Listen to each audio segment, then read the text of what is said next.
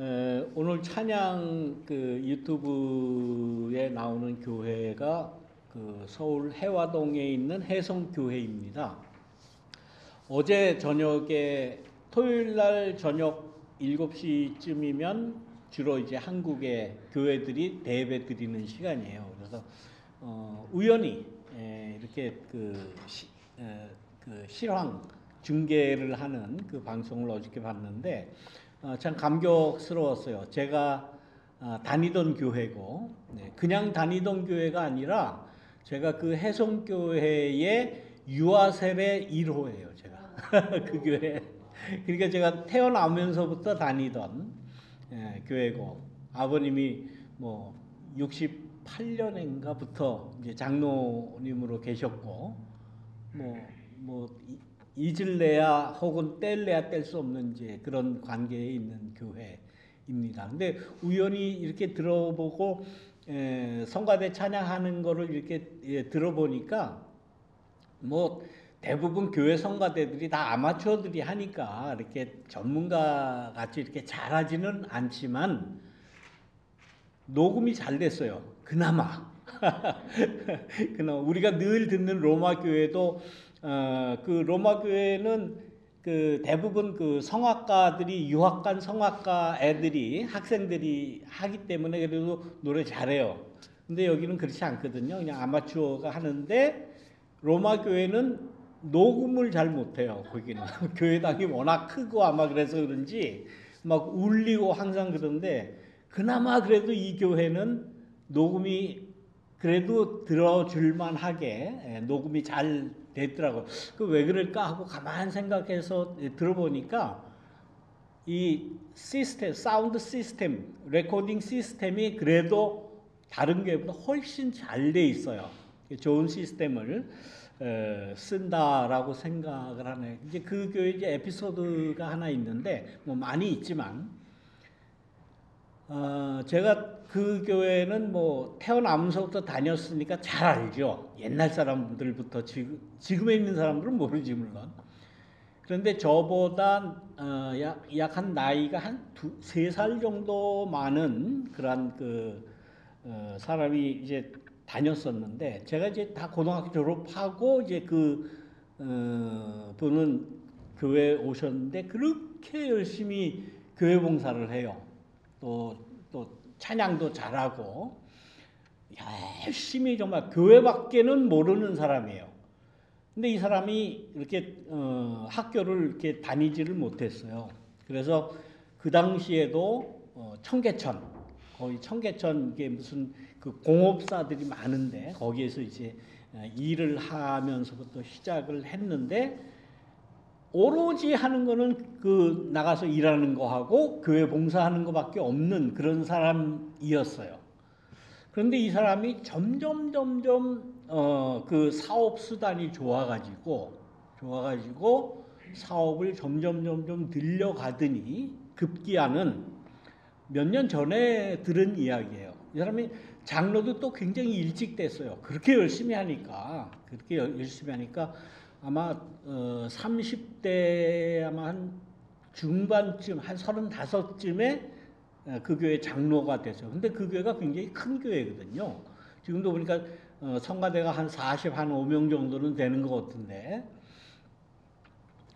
거기 그야말로 그 교인의 대표로 장로가 되기 정말 힘든 그런 교회인데 이제 그렇게 되고 그게 얼마나 그 사람한테는 감격스럽고 감사하고 그런지 뭐 그야말로 충성 봉사를 하고 열심히 일한 끝에 사업을 굉장히 크게 늘렸어요. 그리고 이제 뭐 저는 뭐 미국에 왔으니까 뭐 이렇게 뭐 관계는 없었는데 이야기는 계속 들었죠. 그런데 그분이 현대 자동차하고 뭐 이렇게 계약이 돼가지고 자동차 시트 부품을 이제 납품하는, 지금은 또 기아로 갔다고 하는데 거기를 해서 지금은 거의 준재벌이에요. 한국 사회에서 돈이 굉장히 많죠. 그래가지고 하나님이 은혜를 줘서 이렇게 내가 기업을 크게 늘릴 수 있었다라고 해가지고 감사하다는 마음으로 교회 이제 내가 평생 헌금을 하겠다. 그래서 헌금을 했는데 한국 돈으로 내가 교회를 위해서 1,000억을 하겠습니다. 라고 해서 1,000억을 했대요. 헌금을. 그래가지고 저는 귀를 의심했어요. 아이 무슨 1,000억을 했겠어. 뭐 그저 뭐 몇십억 했겠지. 아니래요. 정말 1,000억을 약속을 하고 했답니다. 그래서 아마 그 레코딩 그 시스템을 이렇게 주지 않았나 하는 생각이 나서 그렇게 뭐 갑자기 생각이 나서 그렇다고 내가 뭐 헌금을 강요하는 거 아니에요. 1,000억이 정말 필요 없는 교회예요. 그 교회는 솔직히 말해서 제가 너무 잘 알거든요. 그렇게 뭐 1,000억까지 필요 없는 그런 교회 형편인데 교인들도 많아요. 지금도 뭐 거의 한 1,000명이 넘을걸요. 그러니까 꽤 대형 교회는 아니지만 그래도 중형 교회 중에서는 괜찮고 아주 뭐 아무튼 탄탄한 그러한 교회. 그래서 교회가 그 경신고등학교라고 알죠? 경신중고등학교. 거기랑 이렇게 딱 붙어 있어요, 교회가. 그래서 교회를 크게 지어가지고 그 경신학교가 아마 통합 측 영락교회 쪽이죠. 그러니까 통합 측 교단하고 연결된 그런 학교예요. 그러니까 미션 스쿨이죠. 거기에 이제 학교에다가 교회 모든 예배실, 지금 아까 거기 나온 게 새로 지은 그러한 교회당인데 그거를 학교랑 같이 씁니다. 학교 강당하고 그 정도로 이제 지역 사회와 또 학교와 이렇게 연관이 되어서 이렇게 활동을 하는 그런 교회입니다. 뭐 괜히 이런 얘기를 예, 아무튼 뭐 갑자기 생각이 나서 그 찬양도 듣고 그렇게 해서 소개를 잠깐 드렸습니다. 여러분들도 헌금 많이 하세요. 네? 헌금 많이 하시라고. 네. 뭐 목사는 헌금 많이 하라고 그래야지 헌금 하지 마세요 하는 소리는 안 하잖아요. 1,000억. 그 정도로 헌금하는 친구는 보다 처음 봤어요. 모르겠습니다. 뭐 더한 사람이 있겠지. 근데 뭐 잘 모르겠습니다. 아무튼 뭐 그런 저희가 있다. 그리고 오늘 말씀을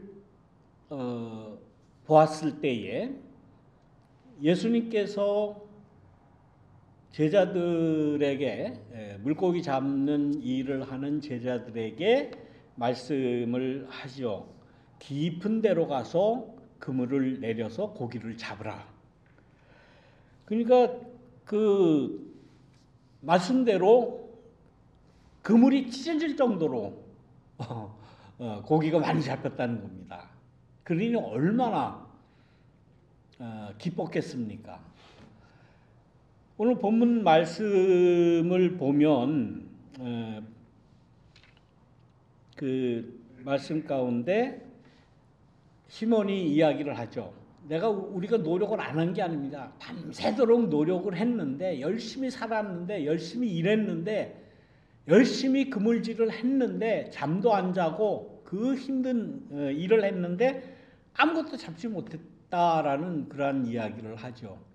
그랬는데 예수님의 말씀을 따라서 그물을 내리니까 그물이 찢어질 정도로 많이 생겼다. 뭐 얼마나 많이 잡혔는지 모르겠습니다. 이 이야기, 이 누가복음 5장에 나오는 이 이야기를 보고 제자들이 저래서 예수를 따랐구나.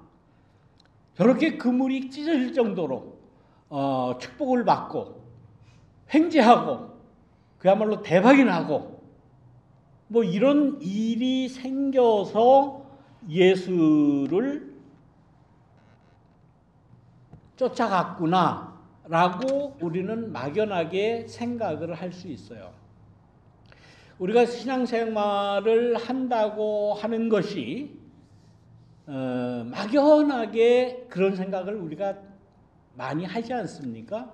예수 믿으면 잘 되고 돈 많이 벌고 헌금도 1,000억도 하고 그럴 수 있다라는 막연한 생각을 우리들은 합니다. 솔직히 안 하지 않아요. 그래도 나는 하나님 믿으니까, 예수님 믿으니까 하나님 예수님이 나로 하여금 물질적인 축복을 많이 받을 수 있게 하실 것이다 라는 그런 생각을 막연하게 이렇게 합니다.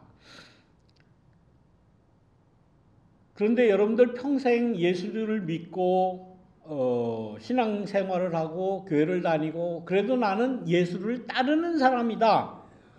그래서 오늘 제목을 예수 따름이라고 이렇게 했는데, 이 예수 따름이라는 말은 예수님의 제자를 이렇게 한국말로 바꾼 거죠. 예수를 따라가는 것. 뭐 예수님의 제자, 뭐 사도, 뭐 신앙인, 뭐 성도님, 뭐 교우님, 우리는 주로 이제 그렇게 이야기하는데, 우리의 정체성을 가장 정확하게 한국말로 한다면 예수 따름이에요. 다른 거 아닙니다. 뭐 제자고 목사고 뭐 우리가 가진 뭐 직분들 장로니 집사니 권사니 뭐 목사니 이게 다 교회라고 하는 이 제도에서 생겨난 그런 직제 이름이죠. 그런 거 다 뿌리치고 벌써 목사다 그러면은 뭔가 잡 디스크립션이 있는 거 아니에요. 목사다 그러면, 또 장로다 그러면 뭐 장로로서 뭐 해야 되는 거 그런 게 너무 잡다한 게 너무 많아요. 우리의 이 신앙생활 속에는 그게 다 필요 없는 것 아닙니까? 그냥 예수를 따르는 것 그 자체로 우리가 살아가는 것이 예수님을 올바로 따라가는 것이지, 뭐 목사로 살아가야만, 장로가 돼야만, 뭐 집사 권사가 돼야만, 뭐 교사가 되고 뭐가 돼야만, 그거 다 제도권, 종교의 제도권에서 파생되는 부수적인 거예요. 내가 어떻게 예수를 따라갈 것인가, 그것이 우리에게 가장 중요한 것인데 우리는 대부분 막연하게 생각을 한다고요.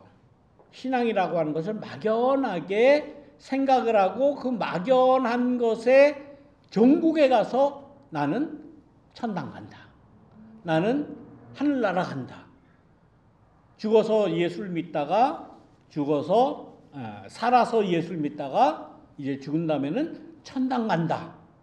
그리고 살았을 때도 오늘 제자들과 같이 배가 그물이 찢어질 정도로 많은 축복을 받는 것이 내가 신앙생활을 하는 이유다라고 막연하게 생각을 해요. 누구나 다 기복신앙이다 이런 말을 하면서 당신 가지고 있는 신앙이 기복신앙이죠 라고 이야기하면 굉장히 기분 나빠할 거예요. 복 받으려고 교회 다니죠 라고 이야기하면은 굉장히 아니라고, 난 그렇지 않다고 라고 아마 그렇게들 다들 생각하고 말씀을 하실 거예요. 그런데 사실 우리 자신을 솔직히 이렇게 보면은 그런 기복적인 요소가 이 신앙에는 없지 않습니다. 기복적인 요소가 없지 않아요. 당연히 하나님 믿으면 잘 돼야 되고, 하나님 믿으면 복 받아야 되고, 내가 이 복을 얻기 위해 내 신앙과 이게 연관되어 있다라고 하는 그런 막연한 생각을 우리가 합니다. 그 이유는 오늘 본문의 말씀이 이 제자들이 예수를 따라가는 일과, 나중에 그러잖아요. 모든 것을 버려두고 예수를 따랐다 라는 말로 이제 이 에피소드가 끝나는데, 결국은 예수를 따라가는 것, 이것이 복음서가 성경이 우리를 가르치는 바고 목표하는 바는 바로 이거예요. 다른 거 아니에요. 예수를 따라가는 거예요. 여기에는 뭐 군더더기 없습니다. 뭐 구원을 받아야 올바른 신앙이다. 또 뭐 예수님의 신성을 믿어야 된다. 뭐 교리적인 거 뭐 아무것도 없어요. 단순하게 예수를 따르는 것이다라는 최종적인 목표를 이야기를 합니다. 그런데 우리가 읽은 대로, 우리가 오늘 본문 말씀을 1절부터 읽은 대로 이 말씀 안에는 기복적인 요소가 들어 있어요. 그런데 이 말씀을 자세히 보면 1절부터 자세히 보면 하나의 에피소드로, 하나의 사건이 일어난 것으로 연결이 된다라고 우리는 막연하게 생각을 하죠. 예수님께서 그 제자들이 어부 활동을 하고 물고기 잡는데 거기 가셔서 이렇게 물고기 잡지 못하는 제자들에게 깊은 데로 가서 그물을 내려서 잡아라. 그랬더니 많이 잡혔다. 그물이 찢어질 정도로. 그래서 옆에 있는 배 다른 동료들한테 와서 도와달라고 그래서 겨우 그 많은 물고기를 끄집어내서 수익을 올릴 정도의 축복을 예수님이 줬다라고 우리는 그냥 하나의 스토리로 그냥 생각을 해요. 그거는 우리의 생각이에요. 중요한 거는 성서의 말씀이 어떻게 쓰여지고 어떻게 연결됐는가를 조금 더 유심하게 살펴보겠다라는 의지만 있으면 우리는 한글을 다 읽을 줄 알기 때문에 금방 알 수가 있는데 무엇을 알 수 있느냐? 1절 말씀을 보세요. 예수께서 게네사렛 호숫가에 서 계셨다. 그때 무리가 예수께 밀려와 하나님의 말씀을 예수님에게 들었다는 그러한 말씀이죠. 근데 2절 보면 예수께서 보시니 배 두 척이 호숫가에 되어 있고 어부들은 배에서 내려서 그물을 씻고 있었다. 1절에 예수님에게 많은 사람들이 와서 하나님의 말씀을 들었다라는 것과 어부들은 배에서 내려서 그물을 씻고 있었다라는 이 이야기, 그 다음에 3절에 난데없이 예수께서 그 배 가운데 하나인 시몬의 배를 빌려서 배 위에 올라가서 배를 무태서 조금 떼어놓으라고 하신 다음에 배에 앉으셔서 무리를 가르치셨다. 그 상상이 되죠. 그 그림이 그려지죠. 자, 이런 말씀이 지금 3절까지 계속 이어지고 난데없이 또 예수님께서는 말씀을 그치시고 시몬에게 깊은 데로 가서 그물을 내려서 고기를 잡으십시오라고 말씀을 하셨다는 거예요.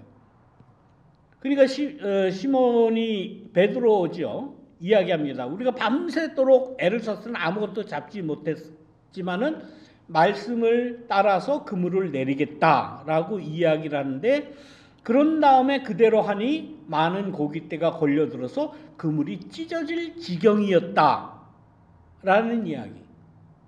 모든 이야기가 다 이해는 돼요. 이해는 되는데 이 말씀이 하나로 연결된 하나의 씬은 아니다라는 거예요.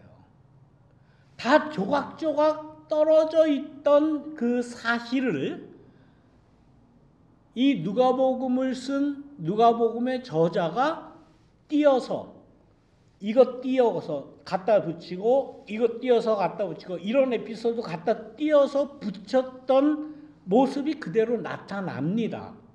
그러죠? 이게 좀 어려운 말인데, 이게 신학 성서 해석에서 말씀드리면 좀 어려운 말씀인데 죄송합니다만은, 이게 한 순간에, 아니 한 하루에 혹은 그 시간대에 있었던 이야기를 그냥 이야기로 풀어주듯이 스토리를 쭉 연결하고 사건이 쭉 이어지는 사건이 아니다라는 것은 분명히 알 수가 있는 거예요. 예수님이 호숫가에 가서 하나님의 말씀을 전하실 때 많은 사람이 들었다라고 하는 그 씬과 2절에 배 두 척이 호숫가에 있는데 어부들이 내려서 또 그물을 씻고 있었다라는 그 씬과 시몬의 배를 빌려서 예수님이 배 위에 올라가셔서 말씀하셨다라는 씬과 또 시몬에게 뭐 하나님 나라의 말씀을 전하시는 거하고 조금 이게 또 별개예요. 시몬에게 또 깊은 데로 내려가서 그물을 그물을 깊은 데로 가서 내려서 고기를 잡아라는 이 말씀과 또 시몬은 우리가 밤새도록 잡았는데 하나도 못 잡았어요. 이게 지금 연결이 안 되는 겁니다. 그러니까 이 누가복음의 저자는 모든 하나의 별개의 씬을 가지고 와서 여기다가 편집해 넣은 거예요. 5장에다가. 그러면서 여러 가지 씬을 갖다가 이렇게 끌어서 넣으면서 나중에 고기를 많이 잡았던 그 씬은 또 다른 씬이에요. 그물이 찢어질 정도로 잡았다는 거는 이미 지금 고기 하는 바다 호숫가 한 가운데일 거 아닙니까? 그러니까 이것도 씬을 하나 또 띄워온 거예요. 그리고는 너무 많이 잡아서 또 다른 배에 있는 동료들한테 야 일로 와서 우리 좀 도와달라 그래서 겨우 그 그물을 내렸다는 것 아닙니까? 이 이야기가 다 떨어진 씬이고 마지막에 8절에 이야기하는 것은 베드로가 또 갑자기 예수님의 무릎 앞에 엎드려서 이해할 수 없게 자기를 떠나달래.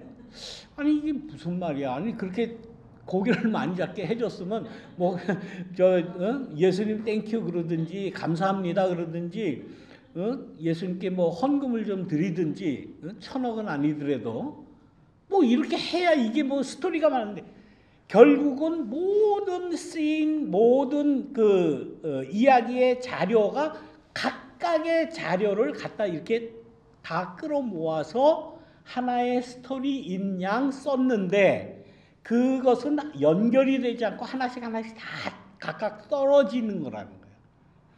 그런데 이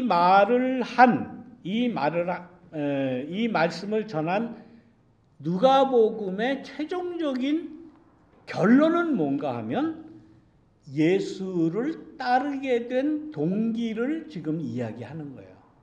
제자들이 특히 시몬이 또 누굽니까? 야고보와 요한이 어떻게 예수님을 따라갔겠는가 하는 그 이야기를 지금 이렇게 여러 가지 씬을 모아서 제자들이 이래서 예수를 따라갔다라는 말이에요.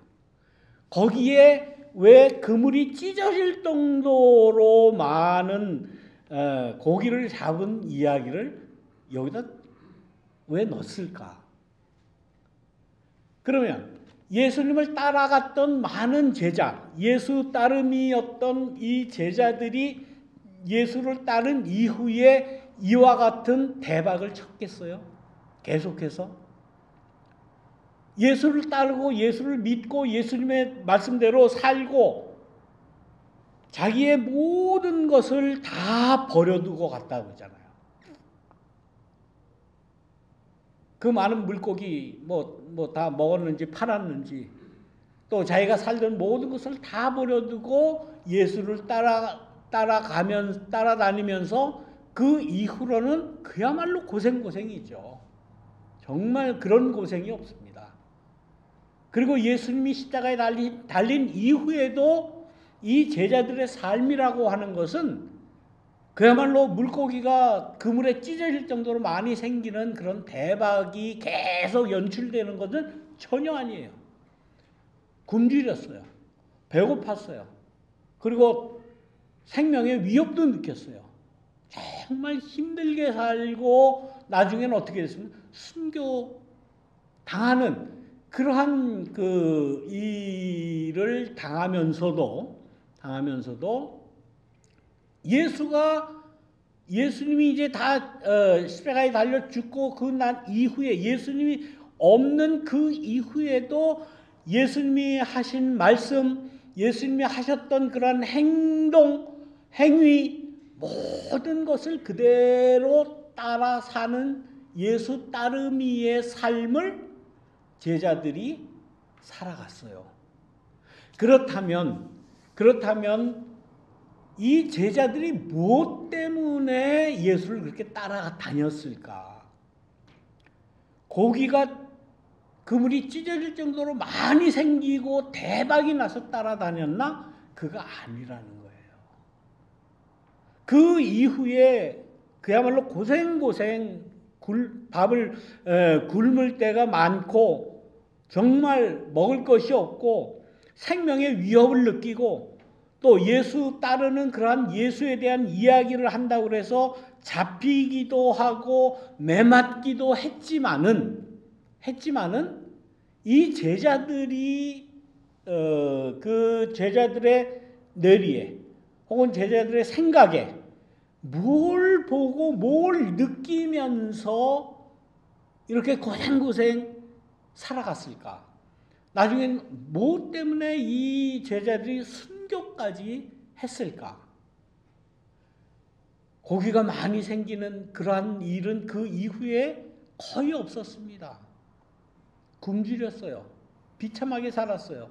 힘들게 살았어요. 그러나 오늘 본문 말씀에 얼핏 이야기하시는 말씀 딱 한 말씀이 있습니다. 예수께서 시몬에게 말씀하셨다. 두려워하지 마십시오. 이제부터 당신은 사람을 낚을 것입니다. 이게 무슨 말일까? 시몬 베드로뿐만 아니라 안드레, 요한, 야고보 등등 여러 예수 따르미들이 고생고생을 하면서 순교까지 하면서 예수를 따라야 되겠다. 예수는 지금 없지만은 그러나 예수의 삶을 내가 살아야 되겠다. 예수와 같이 내가 생활을 해야 되겠다라고 마음 가진 하나의 단서를 오늘 본문은 이야기하는 거예요. 예수님은 제자들에게 야, 날 믿어라. 신앙을 가져라. 기독교에 입교를 해라. 그렇게 하면 너희가 대박 날 거다. 복 받을 거다. 축복 받을 거다. 이게 아니거든요. 단지 한 말씀이에요. 내가 지금까지는 물고기를 낚았는지 모르지만 앞으로 당신은 사람을 낚을 것입니다. 라는 요 한마디. 사람을 낚는다는 것이 이 제자들에게는 특히 베드로에게는 생소한 거예요. 지금까지 생각도 못하던 거예요. 나가서 물고기를 잡아야 먹고 삽니다. 그래야 가족을 부양합니다. 그래야 생활을 할 수 있어요. 생명을 연장할 수가 있어요. 그런데 예수님은 전혀 다른 말씀을 하시는 거예요. 물고기를 잡는 것이 아니라 이제부터는 당신은 사람을 낚을 것입니다. 라는 말씀을 합니다. 여기에 베드로를 위시한 모든 제자들은 자기의 영혼을 여기다 다 걸어놓고 살아갔던 거예요.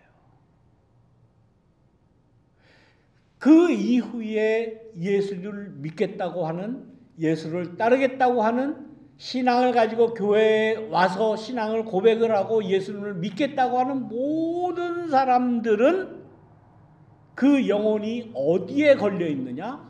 요 말씀에 걸려 있는 겁니다. 당신은 사람을 낚을 것입니다. 사람을 건질 것입니다. 라는 요 한마디에 걸려 있다는 거예요. 다른 모든 것은 다 곁다리예요. 다 곁다리예요. 다른 거 아닙니다. 결국은 사람이에요. 어떻게 사람과의 관계를 내가 어떻게 맺을 것인가? 그 사람과 나와의 관계에서 싹터나는, 생겨나고 생성되고 창출되는 그 관계에서 내가 어떤 사랑을 만들어가며 살 것인가. 이것이 신앙의 가장 중요한 겁니다. 그 사람이 얼마나 많은 것을 가졌느냐, 재물을 가졌느냐, 그 사람이 헌금을 그거 아니에요. 그거 아닙니다.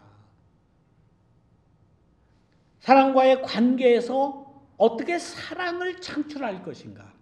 예수의 사랑을 내가 어떻게 나와 다른 사람과의 관계에서 만들어낼 것인가? 이것이 우리의 영혼을 울리고 우리의 가슴을 울리고 우리가 아직까지 신앙을 놓지 않고 붙잡는 이유가 바로 이것이다라는 거예요.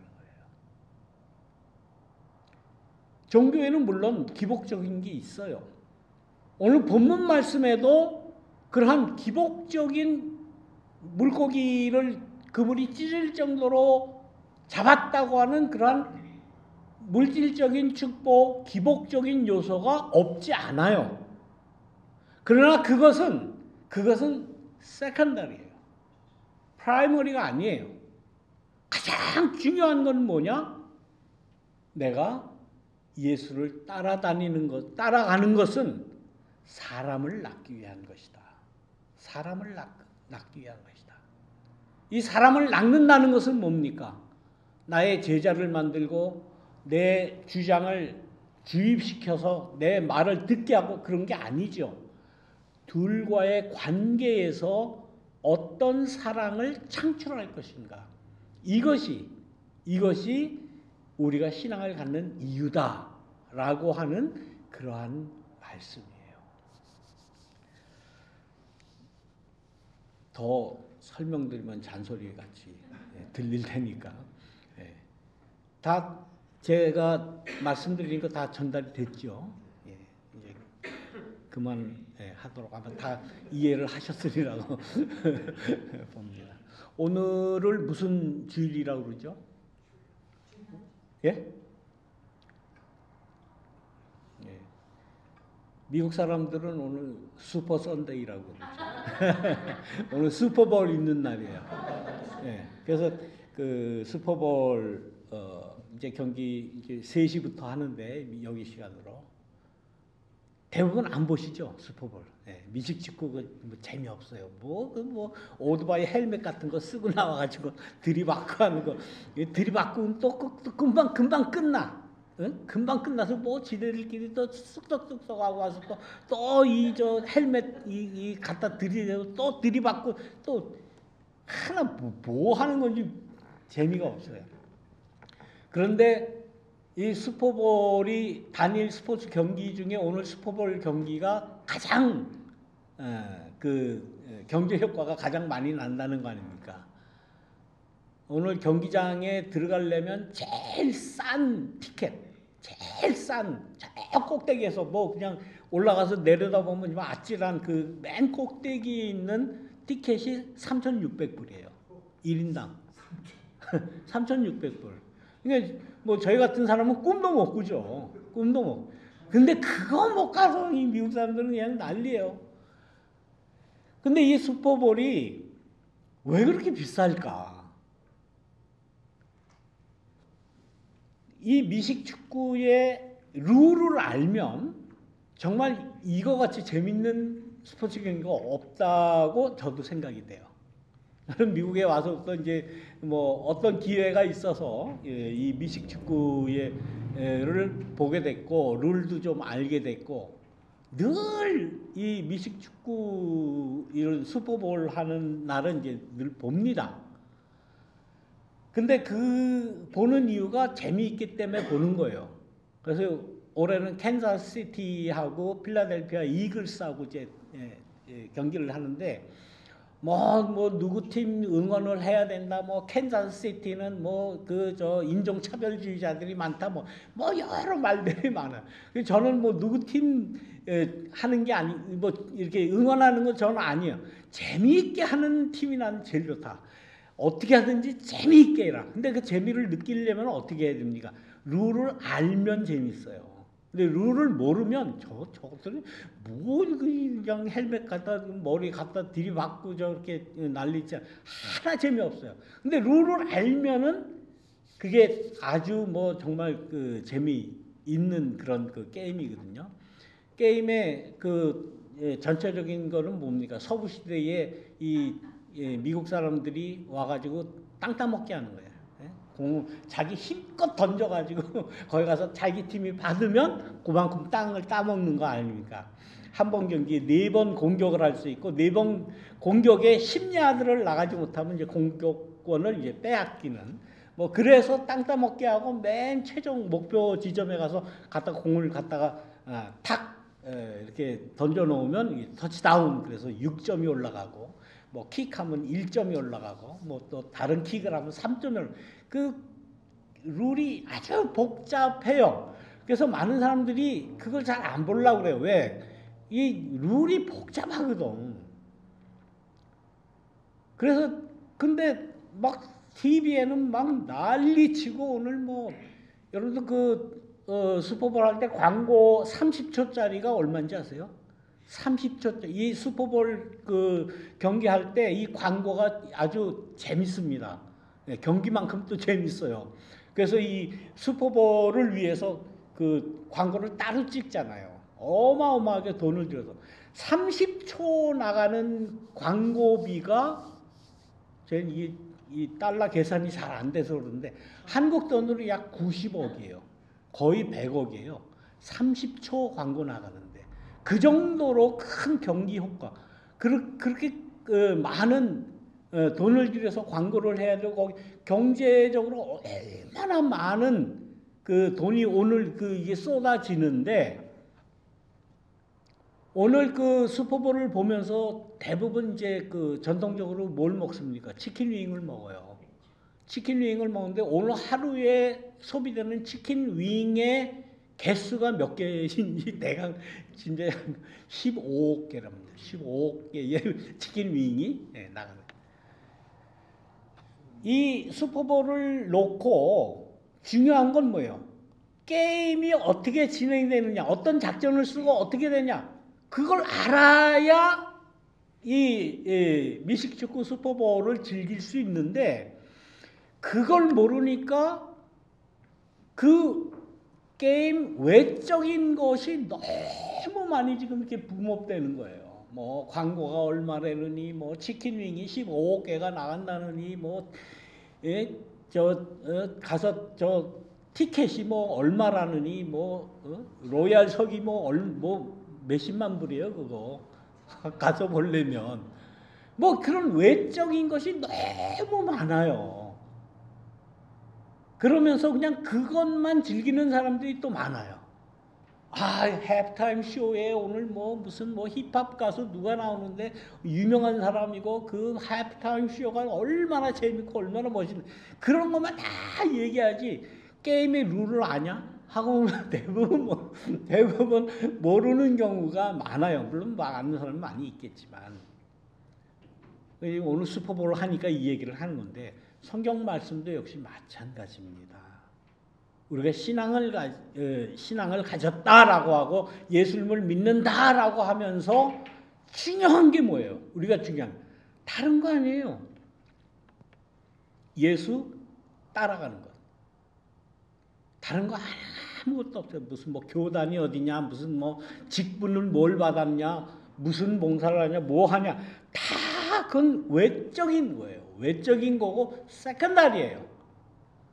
프라이머리는 뭐냐? 신앙에 있어서 가장 중요한 건 뭐냐? 나는 예수를 따라가겠다라는 그 사실. 예수를 따라간다라고 하는 그거는 나와 내가 알고 있는 사람들과의 관계에서 생성되는, 창출되는, 내가 창조하고 만들어내는 사랑. 그것이 가장 중요한 것임을 우리가 잊지 말자 하는 그러한 말씀을 오늘 여러분들과 함께 나눕니다. 또 괜히 슈퍼볼 얘기하느라고 시간이 많이 갔습니다. 죄송합니다. 자, 우리 말씀을 기억하시면서 기도하겠습니다. 사랑이 많으신 하나님, 우리는 예수님을 따르는 사람들입니다. 우리의 신앙에 기복적인 것도 있고 또 재미도 있고 또 다른 사람 만나는 그런 재미도 있고 등등 여러 가지 많이 있지만은 결국은 우리는 예수님을 따라가고 예수님을 따른다고 하는 것은 우리들과의 사이에서 창출되는 생성되는 그 하나님 나라의 사랑이 무엇인지를 깨닫고 늘 그 하나님의 나라의 사랑을 위해서 우리의 삶을 조율하는 것임을 이 시간 다시 한번 생각합니다. 하나님의 나라가 하나님의 사랑이 예수님의 사랑이 우리의 관계 속에서 싹트고 풍성하게 나올 수 있도록 인도하여 주옵소서. 예수님의 이름으로 기도드립니다. 아멘. 이 시간